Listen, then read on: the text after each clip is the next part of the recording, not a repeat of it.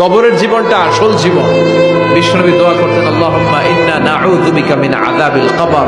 আল্লাহ, আমি আপনার কাছে কবরের আযাব থেকে পানাহ চাই, কবরের আযাব থেকে বাঁচতে চাই।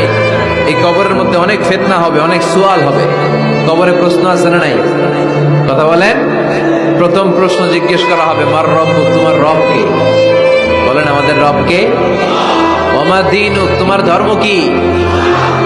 বিষ্ণুবীর চেহারা দেখিয়ে বলা হবে, তাআরিফু মান হাযা রাজুল, এই লোকটারে চিনো? আমরা কি বলবো?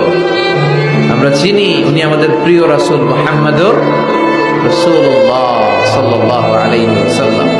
এরপরে জিজ্ঞেস করা হবে, এগুলো কোত্থেকে শিখলা? আমরা বলবো, কোরআন থেকে। ফায়ুফসাহু লাহু কবরুহু ৭০ যিরাআন। সুন্দর সুন্দর উত্তর করতে পারলে আপনার কবরটারে ৭০ হাত লম্বা করে দেয়া হবে। ইফতাহু লাহু বাবুন ইলাল জান্নাহ, জান্নাতের দিকে একটা দরজা লাগিয়ে